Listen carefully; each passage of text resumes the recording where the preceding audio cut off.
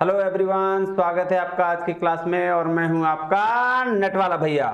तो चलिए आज की क्लास की करते हैं शुरुआत। और आज हम पढ़ने जा रहे हैं नॉन टैरिफ बैरियर्स। और लास्ट क्लास में हमने डिस्कस किया था क्या, टैरिफ बैरियर्स के बारे में। और टैरिफ बैरियर्स के बारे में हमने लास्ट क्लास बहुत सारी चर्चाएं, बहुत सारे टैरिफ बैरियर के बारे में डिस्कशन किया था। तो हाँ जी, तो आज क्या पढ़ने वाले हैं? आज हम लोग पढ़ने वाले नॉन टैरिफ बैरियर। और नॉन टैरिफ बैरियर क्या होता है भैया? तो नॉन टैरिफ बैरियर वो बैरियर है जिसकी वजह से क्या होता है, क्वांटिटी में इंपैक्ट पड़ता है। किस पे इंपैक्ट पड़ता है? क्वांटिटी में। तो चलिए चलते हैं नोट्स पे, है ना, क्योंकि हम कहते हैं ना नोट्स है तो सब कुछ है। आइए चलिए उसकी शुरुआत करते हैं। देखिए हमने लिख रखा है, क्या लिखा है कि non tariff barrier. Non tariff barrier क्या होता है जी? ध्यान से देखिएगा, नॉन टैरिफ बैरियर क्या होता है? वो बैरियर जिसका इंपैक्ट किस पे पड़ता है? इसका इंपैक्ट पड़ता है क्वांटिटी पे। किस पे इंपैक्ट पड़ता है जी? क्वांटिटी पे। अब देखिए कौन कौन सा बैरियर ऐसा है जिसका इंपैक्ट क्वांटिटी पे पड़ता है। किस किस तरीके से गवर्नमेंट यानी कि इंपोर्टिंग कंट्री जो है वो रिस्ट्रिक्ट करती है क्वांटिटी पे बैरियर्स। आइए चलिए शुरू करते हैं। देखिए पहला जो बैरियर है वो है कोटा सिस्टम। कोटा सिस्टम क्या होता है? देखिएगा कि जब कोई भी कंट्रीज क्या करती है, मान लेते हैं कि एग्जांपल के तौर पर किसी एक कंट्री ने सामने वाले कंट्री से इंपोर्ट कर रही है 5,000 गुड्स, 5,000 यूनिट गुड्स, ठीक है। अब वो कंट्री जब अपने कंट्री इंपोर्टिंग कंट्री पे रिस्ट्रिक्ट करना चाहेगी इंपोर्टिंग को, तो वो क्या करेगी? वो लगा देगी कोटा सिस्टम। कोटा में क्या करेगी? वो सिर्फ और सिर्फ बोल देगी, बोलेगी भाई साहब ऐसा है, अब आपको फॉरेन कंट्री से सिर्फ 500 यूनिट का क्या करना होगा? इंपोर्ट करना होगा। तो इसको हम लोग क्या कहते हैं? Quota system. देखिए क्या लिखा है मैंने, कहता है इंपोर्टिंग कंट्री एडवांस में कोटा फिक्स कर देती है। क्या करती है? एडवांस में कोटा फिक्स करती है। मतलब क्या होगा? फॉर एग्जांपल एक टर्म में 5,000 यूनिट्स की ही गुड्स इंपोर्ट कर सकते हो आप। मतलब एक लिमिटेशन फिक्स कर दिया कि भैया अब तुमको क्या करना है, अपने कंट्री में इतना तक ही, एक लिमिट अमाउंट में ही, एक लिमिट क्वांटिटी में ही आपको प्रोडक्ट मंगवाना है, यानी कि इंपोर्ट करना है। जी हाँ बिल्कुल, यही है कोटा सिस्टम। जी भैया यही है कोटा सिस्टम। आइए दूसरा क्या है? दूसरा है जी प्रोडक्ट स्टैंडर्ड। प्रोडक्ट स्टैंडर्ड क्या होता है? कहते हैं देखिए जी, हर डेवलप्ड कंट्रीज अपने इंपोर्टिंग प्रोडक्ट्स के लिए एक स्टैंडर्ड फिक्स करती है ना जी। क्योंकि देखो हर डेवलप कंट्री में क्या होता है, वो उस हिसाब से अपना काम करती है डेवलप थॉट्स के साथ। तो क्या करती है, वो अपने लिए एक स्टैंडर्ड सेट करती है कि भाई इस स्टैंडर्ड से नीचे प्रोडक्ट हम लेंगे ही नहीं। तो वही मैंने कहा कि देखिए हर डेवलप कंट्रीज अपने इंपोर्टिंग प्रोडक्ट्स के लिए एक स्टैंडर्ड फिक्स करती है, और अगर कोई भी इंपोर्टिंग गुड्स उससे बिलो स्टैंडर्ड का हुआ तो उसके लिए वो क्या करती है? इंपोर्टिंग पे रिस्ट्रिक्शन लगा देती है। हाँ जी, तो दूसरा क्या करती है? प्रोडक्ट स्टैंडर्ड, उसके अगर क्वांटिटी के हिसाब से, इसके स्टैंडर्ड के हिसाब से नहीं हुआ तो उस पे रिस्ट्रिक्शन लगा देती है। किस पे? इंपोर्ट पे। जी भैया बिल्कुल सही बोल रहे हो आप। चलिए तीसरा नंबर क्या है जी? तीसरा नंबर है डोमेस्टिक कंटेंट रिक्वायरमेंट्स। अब देखिए कोई भी गवर्नमेंट अपने डोमेस्टिक प्रोडक्शन को बूस्ट करने के लिए इंपोज करती है डोमेस्टिक कंटेंट रिक्वायरमेंट। अब आप ही सोचो ना कि कोई प्रोडक्ट, कोई कंपनी अपने देश में प्रोडक्ट बना रही है और उसी प्रोडक्ट को अगर पूरे देश में यूज किया जा रहा है, तो इसका क्या मतलब हो कि हमारा इकोनॉमिक स्ट्रेंथ बढ़ेगा? नहीं, इकोनॉमिक स्ट्रेंथ बढ़ेगा। लेकिन चूंकि अगर आप गुड्स इंपोर्ट करोगे बाहर से तो क्या होगा? फॉरेन करेंसी का रिजर्व घटेगा। हमने ये लास्ट क्लास में डिस्कस किया था। फॉरेन करेंसी का रिजर्व घटने से हमारी इकोनॉमी क्या होगा? कम हो जाएगी, स्ट्रेंथ, उसका कैपेबिलिटीज कम हो जाएगा। तो इसीलिए वो क्वांटिटी पे रिस्ट्रिक्शन लगाने के लिए क्या बोलती है? बोलती है भाई साहब तुम ऐसा करो, अपने देश में बन रहे कंटेंट को वो फुलफिल करो, उसके डोमेस्टिक कंटेंट रिक्वायरमेंट को पूरी करो, ठीक है। तो फिर क्या होगा? इस तरह से तीसरा ये क्या हुआ? रिस्ट्रिक्ट लगा दी, बैरियर लगा दी। किस पे? क्वांटिटी पे। हाँ जी, तो चलते हैं अगला। अब क्या है? अब है फोर्थ नंबर क्या है? Product labelling. देखिए क्या कहता है प्रोडक्ट लेबलिंग? कहता है कुछ कंट्रीज इंपोर्ट को रिस्ट्रिक्ट करने के लिए एक स्पेसिफिक टाइप की प्रोडक्ट लेबलिंग का डिमांड करती है। फॉर एग्जांपल किसी कंट्री का पर्सनल लैंग्वेज की लेबलिंग। अब जैसे मान लेते हैं चाइना में कोई और लैंग्वेज हो रहा है, ठीक है, और आप क्या करना चाह रहे हो, चाइना इंपोर्ट करना चाह रही है, तो इंपोर्ट करती है बहुत सारा गुड्स, ठीक है। अब वो चाह रही है कि इंपोर्ट पर हम रिस्ट्रिक्ट लगा दें क्वांटिटी के तौर पर, तो वो क्या करेगी, वो करेगी, बोलेगी भाई साहब ऐसा है, इसके प्रोडक्ट पे ना वो जो चाइनीज होता है ना, चाइनीज वाला चुंग चांग चु पता नहीं क्या क्या वो लोग लिखते हैं, वो उस लैंग्वेज में हमको क्या करो, प्रोडक्ट की लेबलिंग करके दो। तो वो फिर इस वजह से क्या होता है, इस वजह से जो एक्सपोर्टिंग कंट्री होती है उसको होने लगती है दिक्कत लैंग्वेज की, और यही वजह होता है कि इंपोर्टिंग पर वो रिस्ट्रिक्ट कर देती है, इंपोर्टिंग पर क्वांटिटी बैरियर्स लगा देती है। चलिए आगे समझते हैं, नेक्स्ट क्या है, नेक्स्ट है स्पेसिफिक पैकेजिंग रिक्वायरमेंट्स। अब देखिए इसमें क्या कहता है कुछ कंट्रीज ये चाहती हैं कि उसके कंट्री में जो गुड्स इंपोर्ट हो रहा है उसमें स्पेसिफिक पैकेजिंग की जाए जिससे वहां के एनवायरनमेंट में कोई इफेक्ट ना पड़े। जी बिल्कुल, तो ये भी क्या है, ये भी एक तरीका, भाई साहब ऐसा है, इसको कहते हैं जबरदस्ती वाला काम किया, ठीक है ना। मैं अगर बाहर से कोई भी सामान मंगाओगे तो जबरदस्ती हम कुछ ना कुछ रिस्ट्रिक्शन लगा के आपके प्रोडक्ट को क्या कर देंगे, रिस्ट्रिक्ट कर देंगे, ठीक है। तो इसमें क्या बोला अब कैसे रिस्ट्रिक्ट करेंगे, बोला स्पेसिफिक पैकेज लगाओ। ऐसा है कि ये जो तुम पैकेज जब किसी को ना करना हो तो किसी भी बहाना से ना किया जा सकता है, तो वो एक समझ लो एक तरह का बहाना है जिसे तुम नहीं मिलना चाहते हो, उससे कैसे बहाना लगा के मना कर देते हो, बस वही एक तरीका आप समझ लो इसको कि क्वांटिटी बैरियर्स में यानी कि नॉन टैरिफ बैरियर में ये जो स्पेसिफिक पैकेजिंग रिक्वायरमेंट्स है ये एक तरह का उसी तरह का बहाना है जिस तरह से आप मना करते हो। कंट्रीज क्या करती है कि भाई साहब बोलती है ऐसा करो, हाँ ना, तुम्हारा जो पैकेजिंग है ना वो ठीक नहीं है, मेरे एनवायरनमेंट को अफेक्ट कर रहा है, तो तुम क्या करो, तुम इंपोर्ट कम से कम करो, वो ये गुड्स को अपने घर में उसको चलाओ, यहाँ इंपोर्टिंग नहीं कर सकते हो तुम, है ना। तो इसके लिए क्या होगा, जैसे क्या डिमांड करती है, देखिए जैसे वो डिमांड करती है कि भाई साहब जो प्रोडक्ट रिसाइकिल किया जा सके पैकेजिंग को, उस प्रोडक्ट की हम यहाँ का क्या करो, इंपोर्टिंग करो, बाकी अगर कोई प्रोडक्ट हुआ तो हम अपने देश में तो उसको इंपोर्ट नहीं करने देंगे। हाँ जी समझ में आ गई बात, जी भैया बिल्कुल समझ में आ गई। और लास्ट में है कंसलर फॉर्मेलिटीज। देखो क्या होता है, ये कह रहा है कुछ इंपोर्टिंग कंट्रीज शिपिंग डॉक्यूमेंट के साथ साथ कंसलर इनवॉइस सर्टिफिकेट भी डिमांड करती है एक्सपोर्टिंग कंट्री का।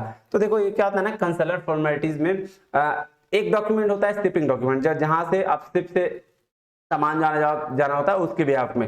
अब चूंकि गवर्नमेंट को लगाना होता है रिस्ट्रिक्शन इंपोर्ट पे, तो वह क्या करती है, वो बोलती है भाई साहब एक और हमको सर्टिफिकेट दिखाना पड़ेगा, ये सर्टिफिकेट नहीं दिखाओगे हम इंपोर्ट करने नहीं देंगे। मिला जुला के मैं एक बात बताऊं, हाँ जी भैया बताइए, ये वो सारे तरीके हैं जब गवर्नमेंट को सीधा सीधी मन नहीं होता है कि भाई हम बाहर से कोई चीज इंपोर्ट करें, और या फिर हमारे देश में बाहर की कोई चीजें क्या हो, इंपोर्ट हो, तो ये सारे तकनीक, ये सारे ट्रिक लगा के, ये सारी चीजें लगा के वो क्या कर देती है, वो अपने क्वांटिटी में बैरियर लगा देती है, जिससे इंपोर्टिंग क्या हो जाता है, कम हो जाता है या बंद हो जाता है ना। जी बिल्कुल भैया। चलिए एक चीज और है, आज ये जो लेक्चर है उसका चैप्टर 1 आपका इंटरनेशनल बिजनेस का खत्म हो जाएगा, तो एक चीज बचा हुआ है, इसको भी आगे देखते हैं क्या कहता है ये, देखिएगा क्या कह रहा है, response strategies to globalisation forces for emerging market companies. क्या बोल दिया भाई, ये तो एकदम नहीं, देखिए या इसको कह सकते हैं कि ऐसी सर्वाइवल स्ट्रेटजीज जो लोकल कंपनीज के लिए होती है। अब भाई लोकल कंपनीज को सर्वाइवल की क्या जरूरत है, वो तो भाई लोकल में चल ही रही है। तो देखिए होता क्या है, जब ग्लोबलाइजेशन का फेज आता है तो उस वक्त में क्या होता है, जैसे हमने क्या किया, ग्लोबलाइज कर दिया इकोनॉमी को। अब इकोनॉमी ग्लोबलाइज कर दिया तो इसका मतलब कोई भी कंपनी किसी भी कंट्रीज में आके बिजनेस कर सकती है। तो जब कोई एमएनसीज मल्टीनेशनल कंपनी मान लेते हैं इंडिया आ गई बिजनेस करने के लिए, अब छोटे छोटे जो दुकानदार जो इनोवेटर्स हैं, जिसको हम लोग कहते हैं स्टार्टअप्स हैं, वो इफेक्ट करने लगेगी। अब उससे क्या क्या इफेक्ट होगा, ठीक है, वो इफेक्ट को कैसे हैंडल करेगी, क्या क्या तरीके हैं, उसके बारे में यहां चर्चा करनी है। आइए देखिए लिखा है, क्या लिखा है हमने इसको बारे में, इसको देखते हैं एक बारी। कह रहा या इसको कह सकते हैं survival strategy for local companies की, लोकल कंपनी क्या करेंगे, आपका सर्वाइव कैसे करेंगे, ठीक है। मतलब क्या हुआ, मतलब अगर ग्लोबलाइजेशन के फेज में कोई एमएनसीज मल्टीनेशनल कंपनीज आ जाए तो लोकल कंपनी कैसे रिएक्ट करेंगे, है ना, कैसे रिएक्ट करेंगे, उसके 4 तरीके हैं। आइए देखते हैं कौन कौन से तरीके हैं। हाँ जी बिल्कुल, तो पहला जो तरीका है, पहला तरीका क्या हो गया जी, पहला तरीका को बोलते हैं डिफेंडर। क्या बोलते हैं, डिफेंडर। डिफेंडर का नाम सुन के लग रहा है डिफेंड करना, नहीं तो अब इसका क्या मतलब हुआ कि एमएनसी, देखिए क्या होता है कि एमएनसी से डिफेंड करेगी, मतलब किससे, मल्टीनेशनल कंपनी जो होगा उससे क्या करेगी, डिफेंड करेगी।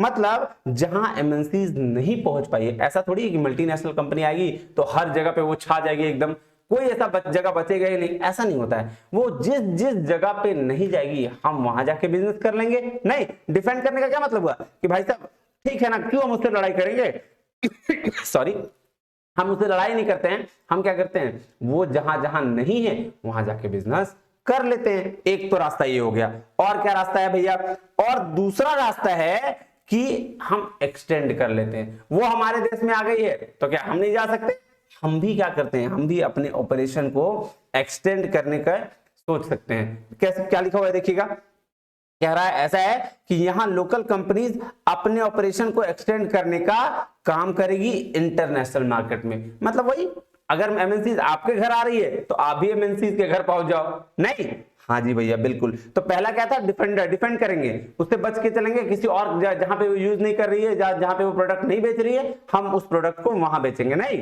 हाँ जी भैया बिल्कुल सही कह रहे हो। दूसरा क्या है, दूसरा है एक्सटेंडर। एक्सटेंडर मतलब हम अपने ऑपरेशंस को बढ़ा देंगे। हम जब वो एमएनसी हमारे देश में आ सकती है तो हम भी क्या करेंगे, ग्लोबलाइज होने की वजह से हम भी उसके देश में चले जाएंगे और अपने ऑपरेशन को एक्सटेंड करेंगे। जी भैया ठीक बोल रहे हो। अब क्या है, तीसरा है डोजर।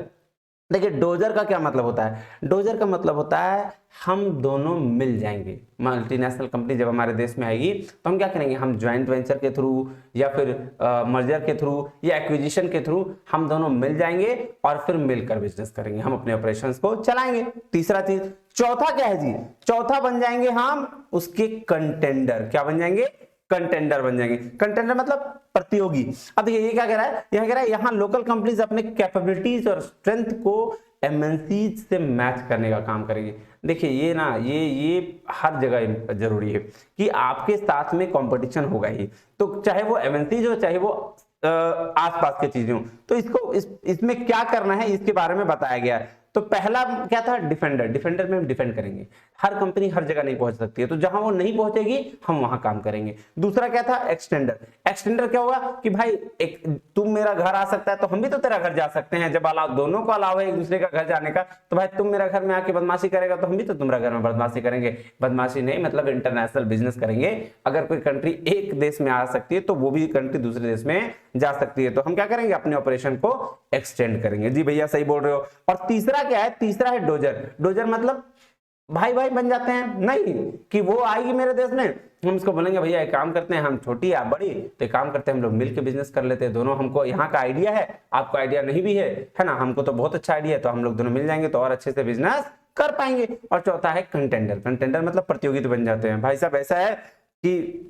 तुम जिस स्टैंडर्ड को रखोगे हम भी उस स्टैंडर्ड को मैच करने की कोशिश करेंगे। तावा तावा लेवल है, तुम वो यार मैं भी वो कम थोड़ी हूं, नहीं ये वाली बात हो जाती है। हाँ जी, तो आइए ये हो गया नोट्स कंप्लीट। अब आते हैं एक बार बुक में। नहीं ये देखिएगा क्या कहता है, नॉन टैरिफ बैरियर्स। आइए शुरू करते हैं, एक मिनट रुकिएगा। ये देखिए इसको मैं थोड़ा बड़ा कर लेता हूं, है ना। ये देखिए, चलिए कह रहा है नॉन टैरिफ बैरियर्स क्या होता है। कहता है a non tariff barrier is a way to restrict trade using trade barriers in a form other than tariff. Tariff के अलावा जो रिस्ट्रिक्ट करने का तरीका होता है उसको हम क्या कहते हैं, नॉन टैरिफ बैरियर, है ना। कहता है non tariff barrier include quotas, embargoes, sanctions, levies, and these barriers do not affect the price of imported goods, but only the quantity of import, है ना। किसको कहता है, नॉन टैरिफ बैरियर जो है सिर्फ और सिर्फ किस पे इंपैक्ट करता है, क्वांटिटी पे, ना प्राइस पे ना क्वालिटी पे। किस पे करता है, क्वांटिटी पे। हाँ जी बिल्कुल। तो पहला जो नॉन टैरिफ बैरियर है वो कौन सा बैरियर है जी, वो है आपका कोटा सिस्टम। पहला क्या है, कोटा सिस्टम। देखिए कोटा सिस्टम क्या होता है, कह रहा अ कंट्री में फिक्स, एक कंट्री में fix advance the limit of import quantity or a commodity that would be allowed for import for various countries during a given period of time। ये ना कोटा फिक्स में क्या बताया हमने कि ये कोटा फिक्स कर देगी भाई इससे ज्यादा तुमको इंपोर्ट नहीं करना है। हाँ जी बिल्कुल यही सीखे। दूसरा क्या है, दूसरा है प्रोडक्ट स्टैंडर्ड। प्रोडक्ट स्टैंडर्ड क्या होता है भाई, भाई साहब हर डेवलप कंट्रीज क्या करती है, अपना एक प्रोडक्ट स्टैंडर्ड रखती है। यही तो मैंने आपको बताया था। अब देखिए क्या बोल रहा है, कह रहा मोस्ट ऑफ दी, एक मिनट, कह रहा है most of the developed countries import product standards for imported items. Imported items के लिए क्या रखती है, प्रोडक्ट स्टैंडर्ड रखती है। कहता है if the imported items do not confirm to establish standards the import are not allowed.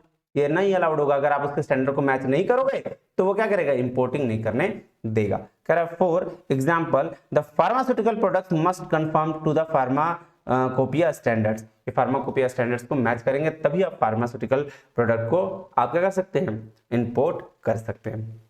तीसरा क्या है जी, तीसरा है डोमेस्टिक कंटेंट रिक्वायरमेंट, कि आप एक काम करो, जो डोमेस्टिक कंटेंट जो आपके देश में बन रहे हैं, जहां प्रोडक्शन आपके देश में हो रहा है, उसी चीज को यूज करो। आइए पढ़ते हैं। कहता है government impose domestic content requirement to boost domestic production. Domestic production को बूस्ट करने के लिए क्या करता है, डोमेस्टिक कंटेंट रिक्वायरमेंट को इंपोज करती है ना, कौन, गवर्नमेंट करती है।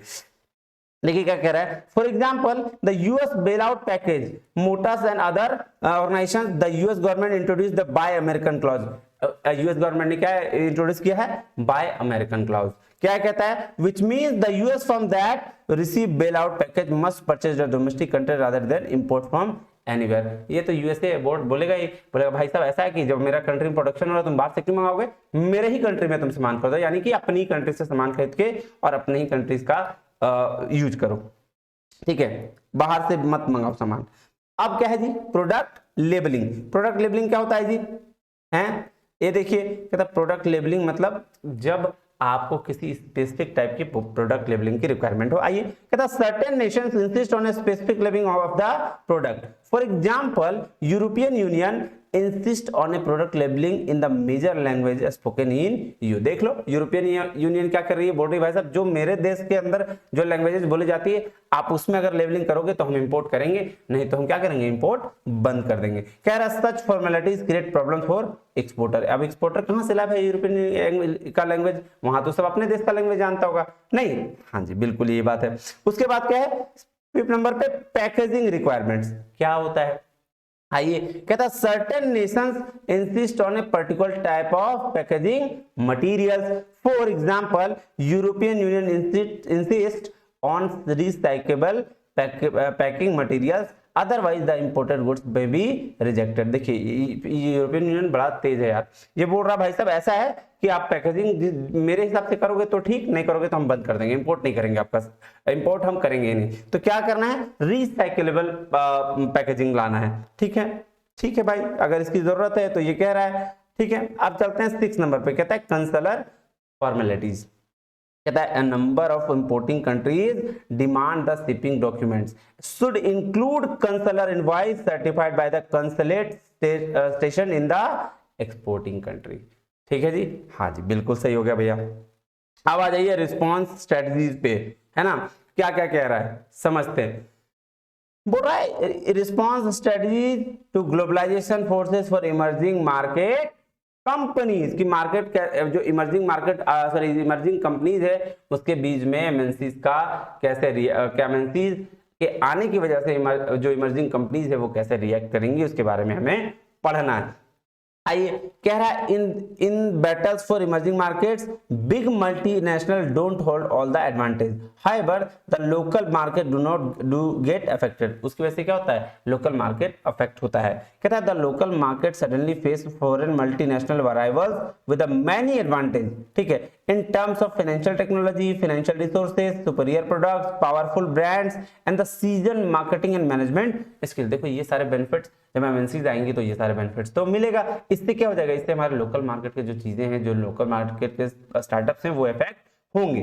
अब कह रहा है often the survival of the local players in the market that are emerging at a stake, many questions arise in the mind of local player as to define ways to overcome this new but the powerful entrant into the local market. बोल रहा है भाई साहब ऐसा है कि local market के जो लोग हैं उसके दिमाग में सवाल आते हैं कि अब हम इनसे निपटे कैसे, हम इसको कैसे सॉल्व करें।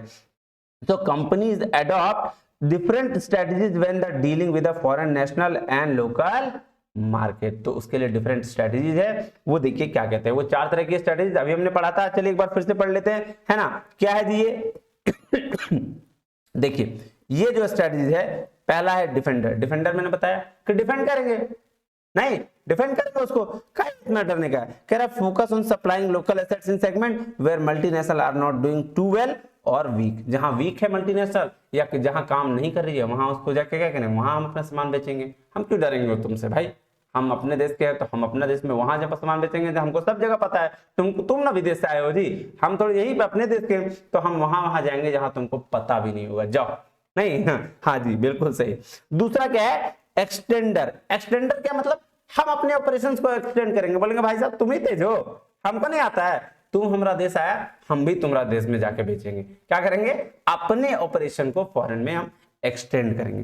कहिए, foreign on expending into international market similar to those of the local product using the competencies that had been develop at home. जो तकनीक, जो चीजें आपने मेरे कंट्री में लगाया है, हम भी जाके अपने बिजनेस को कहां करेंगे, फॉरेन में जाके एक्सटेंड करेंगे। आइए थर्ड है डोजर। बोल रहा है ठीक है भाई साहब तुम आ ही गए हो हमारा देश, तो हम लोग चलो मिलके काम कर लेते हैं। कैसे, जॉइंट वेंचर के या मर्जर के थ्रू। आइए, कहता है focus on creating a synergy by the entering into joint venture with a multinational और allowed to be acquired by the multinational. बोल रहा है या तो आपको हमको एक्वायर कर लीजिए या जॉइंट वेंचर के थ्रू हम लोग बिजनेस करेंगे।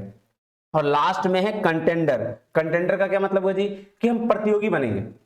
हाँ, वो जो जिस स्टैंडर्ड को मेंटेन करने की कोशिश कर रहा है, हम भी क्या करेंगे, हम भी उस स्टैंडर्ड को मेंटेन करेंगे। आइए, कहता है focus on upgrading the companies capabilities and resources as to be able to match foreign national and the multinational globally often by concentrating to niche market. बोल रहा है जो हम नीश मार्केट में काम कर रहे हैं उसी में हम क्या करेंगे, हम उस ग्लोबल स्टैंडर्ड को मेंटेन करेंगे या एमएनसीज के स्टैंडर्ड को मेंटेन करेंगे।